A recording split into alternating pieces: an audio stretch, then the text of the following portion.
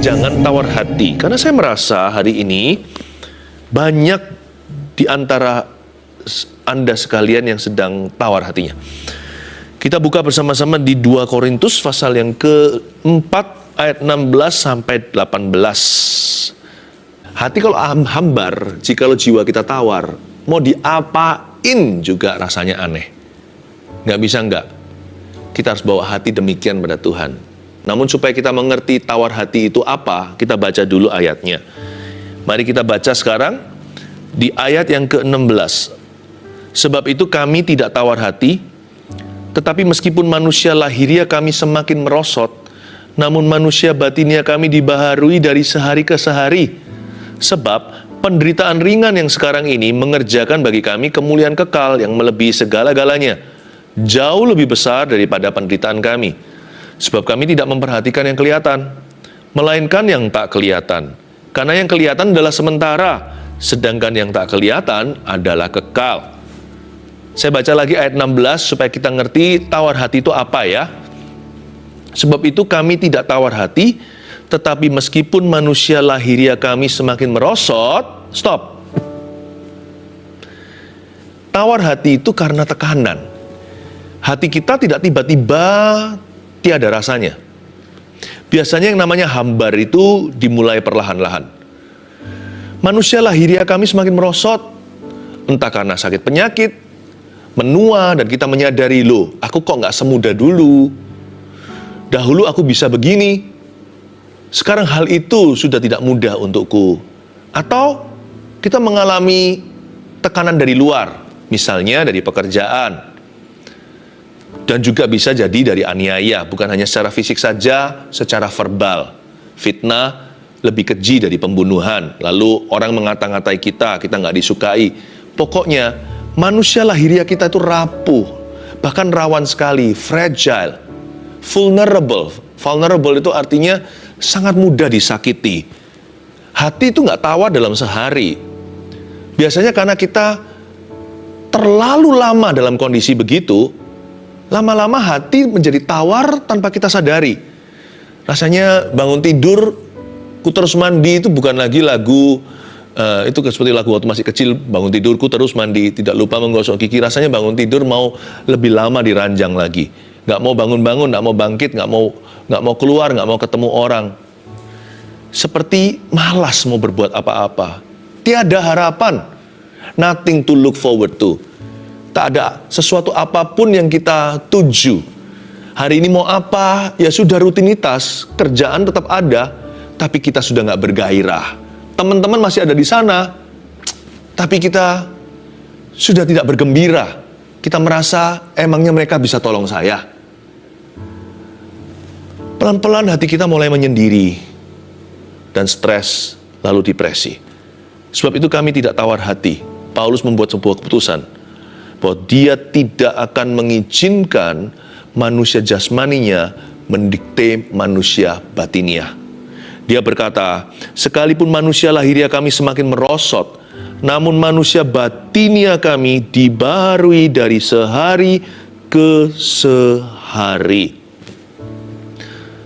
Jangan tawar hati, saya beritahu alasannya mengapa. Nomor 1, sebab setiap hari selalu ada kekuatan yang baru. Tulis itu. Dalam Kristus, Anda dan saya punya sumber daya sorga. Kita itu nggak pernah kehabisan resources. Tuhan itu selalu ada jalan. Kalau jalan kiri kanan sudah buntu, depan belakang kena, jalan ke atas masih ada, tangga Yakub itu masih terbuka. Bukankah Yesus Kristus itu ya dan amin. Makanya itu jangan tinggalkan Tuhan.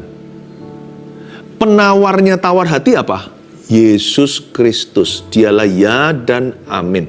Mintalah apa saja kepada Bapakku dalam namaku, niscaya akan diberikan kepadamu. Tapi Pastor Philip, saya sudah doa sekian lama nggak dijawab-jawab. Iya, doa sekali lagi.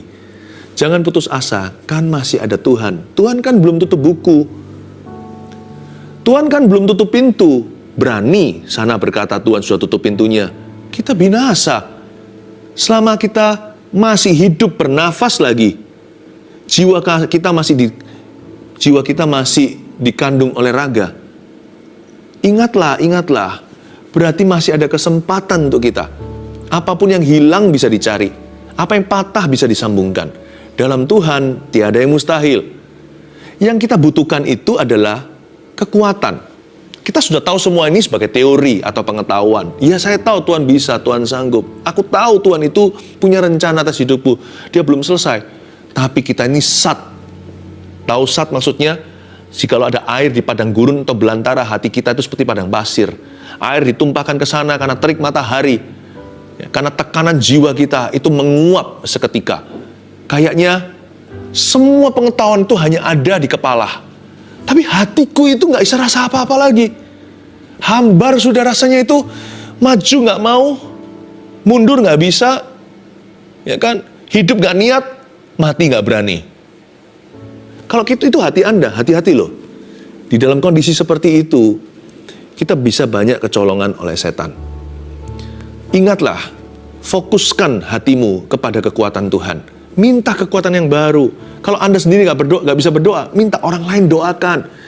Kalau Anda nggak bisa masuk hadirat Tuhan, masuklah dalam hadirat Tuhannya orang lain. Loh, Tuhanku ya Tuhanmu. Tapi ketika Anda nggak bisa masuk hadirat Tuhan, saya bisa masuk ke hadirat Tuhan. Anda bersama dengan saya, Anda masuk bersama dengan saya. Bukan berarti sayalah pengantara antara Anda dengan Allah, bukan. Tapi izinkan orang lain membantumu. Jangan lari malahan. Banyak orang itu kesalahannya di sini jadi fatal sekali. Hatinya tawar, dia nggak cari penawar, dia malah lari dari Tuhan. Masuklah hadirat Tuhan. Sebab setiap hari selalu ada kekuatan yang baru. Ketika semua yang kau tahu tentang Tuhanmu, apapun yang kita kenal tentang Allah, hanyalah pengetahuan belaka, itu saya rasa jawabannya terletak pada jamahan. Yang Anda dan saya butuhkan bukan jawaban, tapi jamahan. Kurindukan Kau melawatku Tuhan. Kurindukan Engkau menjamah aku ya Tuhan. Sebab setiap hari selalu ada kekuatan yang baru. Ngomong begini, aku tahu saat ini hatiku tidak bisa dipercayai. Perasaannya ini menipu. Aku kepingin lari, tapi aku tahu Tuhan, kasih-Mu cukup bagiku. Kuasa-Mu sempurna saat ku lemah. Justru ketika aku lemah, Engkau kuat ya Tuhan. Beriku kekuatan yang baru. All you need to do is ask. Yang perlu kita lakukan hanyalah minta dan memohon kepadanya. Simple saja, Tuhan beri aku kekuatan. Nanti lihat ya, Tuhan kirim kekuatannya. Mungkin Anda belum merasa apa-apa waktu berdoa. Setelah Anda keluar dari kamar Anda, you feel better already. Itu aneh loh. Kita doa, waktu kita doa kita nggak merasa. Tapi setelah kita keluar dari ruang doa kita, we become more calm, atau kita merasa lebih tenang. Masalahnya tetap sama, tapi kitanya lebih kuat.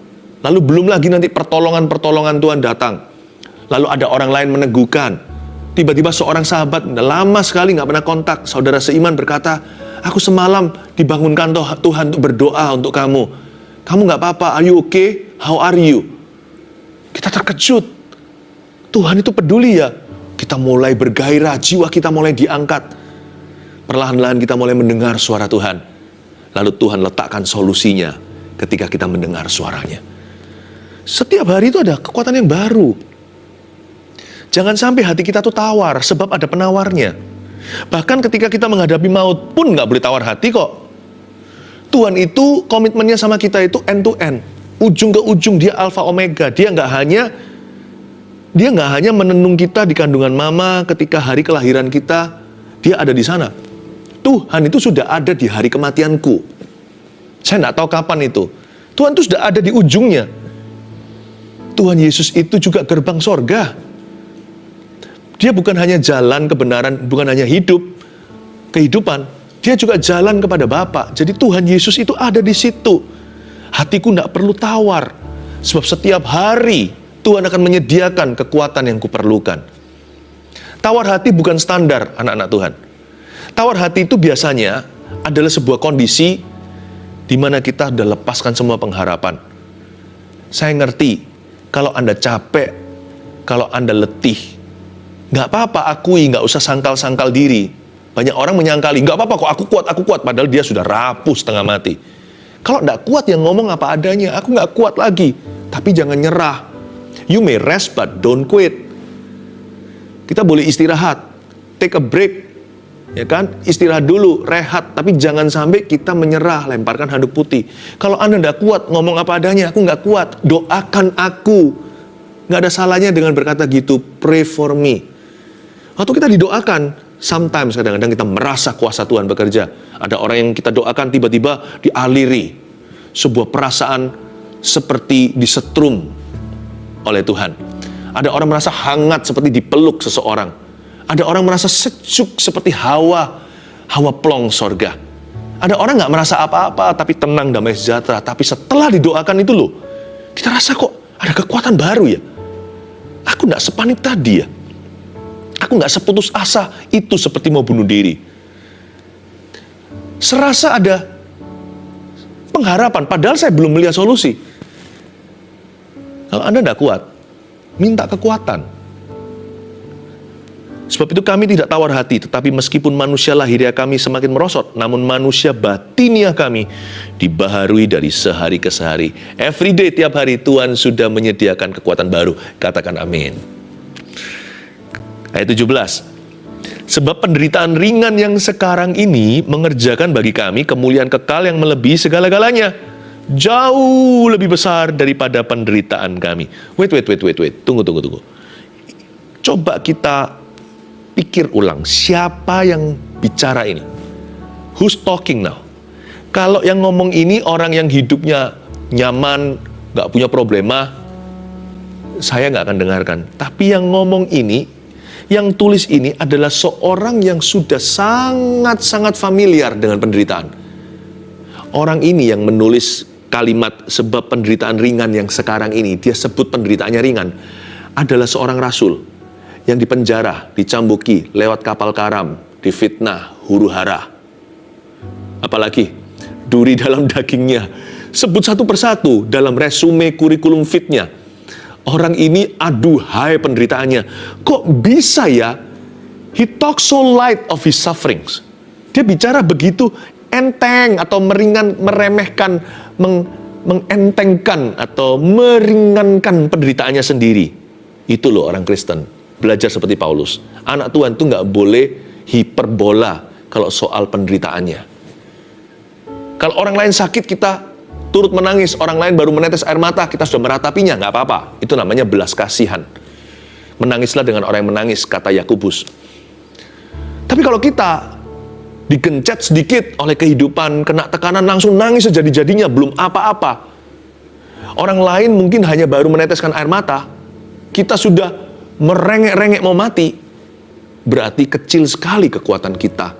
Sampai-sampai dikit-dikit betahan atau tidak tahan imannya. Kurang tabah lah kira-kira. Tapi orang yang ngomong ini, yang bilang ini adalah seorang rasul yang kerap kali menderita. Saya ulang ya, sebab penderitaan ringan yang sekarang ini. Penderitaan ringan yang sekarang ini, ulang lagi. Penderitaan ringan yang sekarang ini. Light suffering. Penderitaan ringan yang sekarang ini, saya ulang lagi, sampai meremah di dalam jiwa kita yang suka besar-besarkan masalah sendiri. Saya tahu masalahmu besar. Tapi nggak segede itu, percayalah. Pastor Philip nggak tahu sih, masalah saya juga besar juga nggak segede itu. Saya nanti buktikan kenapa masalah kita semua ini kecil. Saya ulang lagi dulu. Paulus bilang begini, sebab penderitaan ringan yang sekarang ini, penderitaan ringan yang sekarang ini, penderitaan ringan yang sekarang ini mengerjakan bagi kami kemuliaan kekal yang melebihi segala-galanya, jauh lebih besar daripada penderitaan kami yang ringan sekarang ini. Coba tulis dulu aja nomor 2 ya. Jangan tawar hati, mau tahu kenapa? Sebab masalah hidup kita itu ringan dan sebentar saja. Ringan kenapa? Saya berikan alasan. Penderitaan kita seberat-beratnya tetap ringan karena kita bukan orang yang paling menderita di dunia. Ayo, setuju nggak? Selalu ada orang yang lebih menderita dari kita. Coba, kita ini nggak fair. Nggak fair. Kalau kita soal barang atau uang, kita selalu compare, bandingkan dengan orang yang di atas kita. Waduh, andai ku kaya. Tapi kalau menderita, kita bandingkan dengan orang yang di bawah kita. Kamu tidak semenderita diriku. Kamu enak ya. Wah, kita besar-besarkan, kita seperti sudah berada di puncak Himalaya. Kita satu-satunya yang paling malang. Paling hebat lah penderitaan kita. Benar nggak? Padahal jujur, kalau Anda pikirkan sungguh-sungguh, penderitaanmu dan penderitaanku bukan yang terberat. Seberat-berat penderitaan kita masih ada yang lebih berat. Kalau memang betul-betul ada di dunia ini satu orang yang paling berat, dia masih malu sama Ayub. Jadi masalah kita itu ringan, harus setuju. Ayo sepakat sama saya. Udah jangan lihat masalah orang lain, persoalan sendiri. Ayo kita sama-sama mengakui bahwa problemaku ringan saja kok. Dibanding sama orang lain, dibanding sama Yesus. Ya tapi kan Yesus anak Allah. Ya tapi kan Yesus nggak salah. Kalau kita menderita kan sepatutnya, selayaknya. Lah Yesus kenapa menderita kan untuk kita? Yesus aja nggak ngomel kok. Dia itu pikul salib kita. Kok kita itu ngomel melulu pikul salib sendiri? Kan kalau kita pikul salib sendiri, selumrahnya. Itu salib kita. Ya kan? Masalah kita dibandingkan orang lain gak ada apa-apanya, Mas Ian. Makanya itu gini aja lah. Belajar pengakuan iman. Kalau masalah sendiri itu berkata, ya Tuhan penderitaanku ringan. Nanti ya, kalau pengakuan kita begitu, gak mudah tawar hati. Yang membuat tawar hati itu sebenarnya siapa yang menawarkan hatinya, yaitu dirinya sendiri. Kalau pengakuan kita itu memberat-beratkan, lama-lama hatinya gak tahan. Dia tertekan, hilang semua rasa. Manisnya hilang, asamnya hilang, pahitnya juga hilang, pahit juga enggak, manis juga kagak. Kita jadi orang yang gak jelas. Hatinya itu loh mati, padahal jiwanya masih hidup. Tubuhnya juga masih hidup, tapi hatinya itu sudah dead, sudah mati. Nah gimana kita mendengar suara Tuhan? Kita mendengar suara Tuhan itu dengan hati loh. Bukan dengan telinga jasmani, telinga rohani itu di hati. Makanya jangan tawar hati. Bahkan kalau menghadapi maut pun jangan tawar hati. Saya tunjukkan lagi kenapa penderitaan kita ringan. Ringan dibandingkan berkat yang kita terima dari Tuhan. Manusia itu bakat alam dari Adam. Jadi kalau dia ngalami masalah, dia fokus ke masalah itu. Dia lupa semua berkat-berkat yang pernah terjadi di hidupnya, yang sedang terjadi, masih terjadi, dan yang akan terjadi. Tapi kalau dia diberkati, dia akan segera lupa. Manusia itu lebih ingat pain. Kita itu lebih konsentrasi pada rasa sakit. Padahal rasa berkat itu sama banyaknya. Jikalau bukan lebih banyak, coba kalau kita mau fair-fairan, lebih banyak berkat atau tidak dalam hidupmu. Wah nggak bisa Pastor Philip, hidup saya tuh malang-malang melulu. Contoh, Anda bernafas nggak sekarang? Itu berkat Tuhan nggak? Saya itu berat secara ekonomi, hancur. Saya gimana balikan hutang ini itu? Tetanggamu itu kehilangan kekasihnya loh. Kehilangan pasangan hidupnya. Suami 40 tahunnya bersama dengan dia.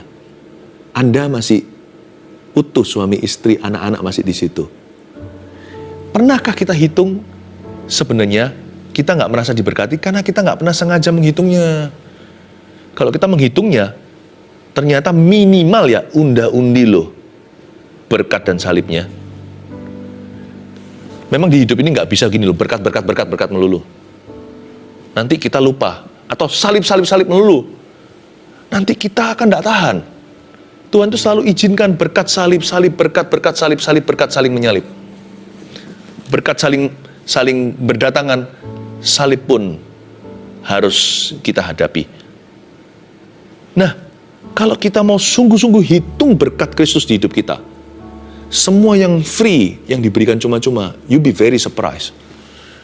Ternyata minimal unda-undi loh, jikalau bukan berkat itu mengepungmu, tapi tidak pernah kau anggap sama sekali.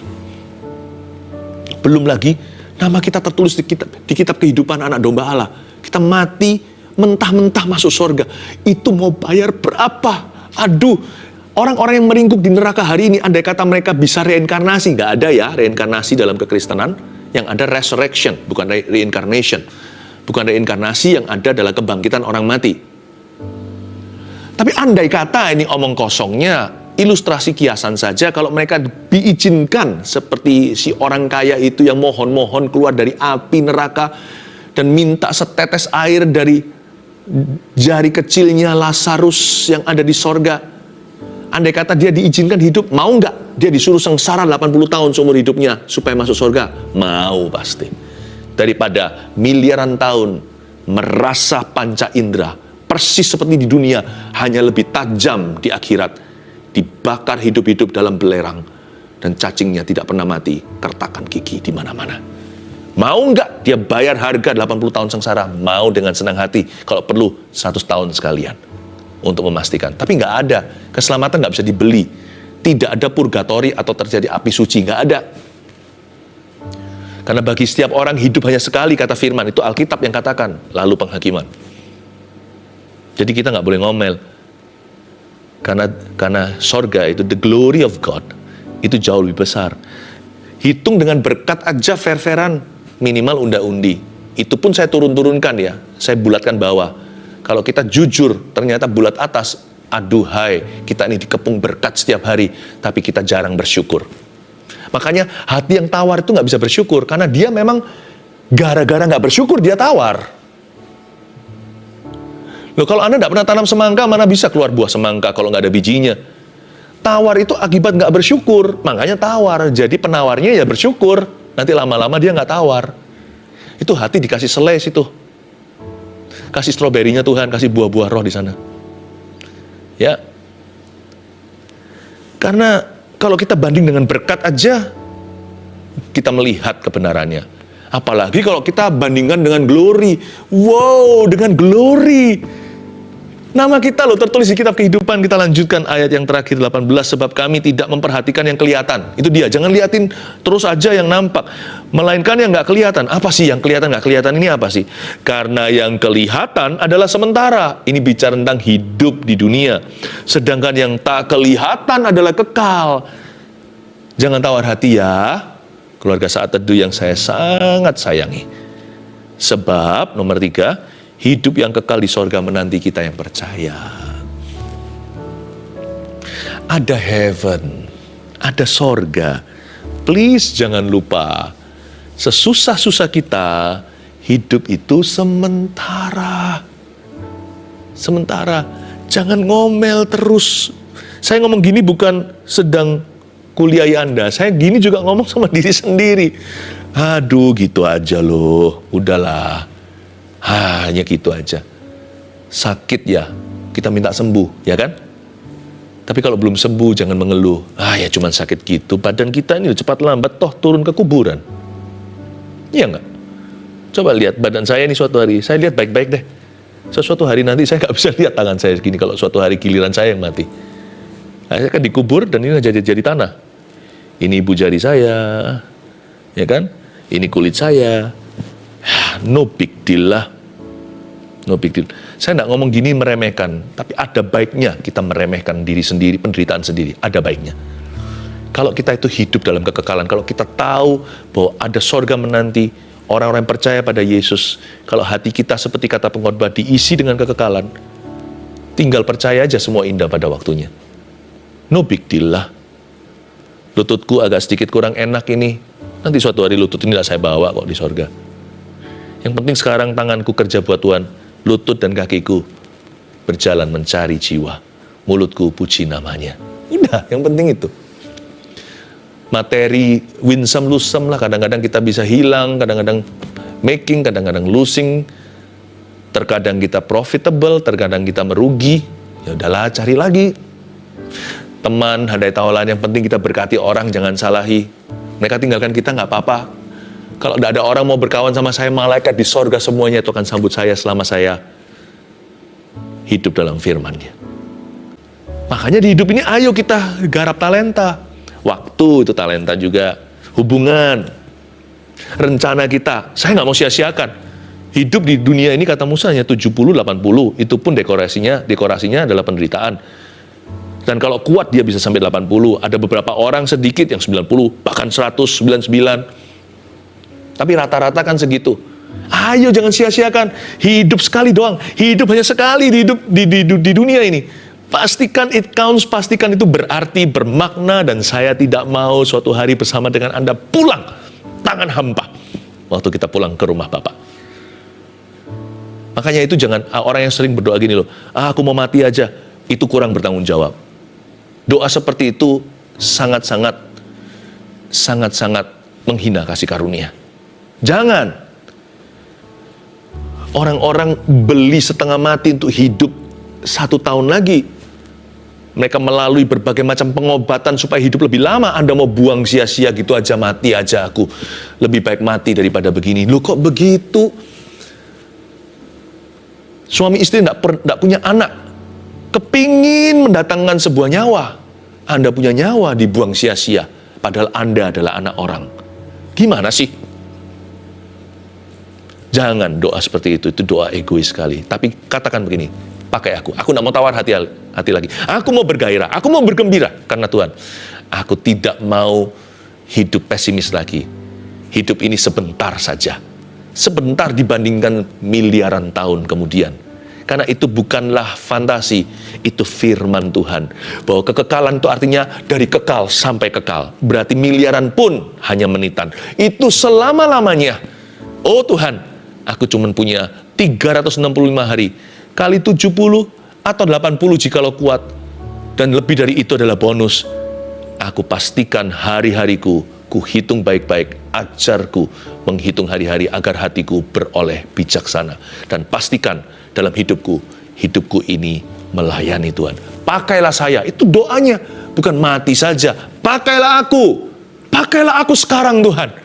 Aku tidak tawar hati, ku serahkan hatiku. Lawan kata tawar hati apa? Serahkan hati. God wants your heart. Jesus wants your heart. Yesus mau hatimu. Dia rindu hatimu dan hatiku. Dia mau your heart. Lawan katanya tawar hati adalah serahkan hatimu kepada Kristus. When you surrender your heart, atau Anda serahkan hati kepada Tuhan, everything God, not only everything good will happen to you. Bukan hanya segala sesuatu yang baik terjadi padamu, tapi segala sesuatu yang ilahi akan terjadi dalam hidupmu.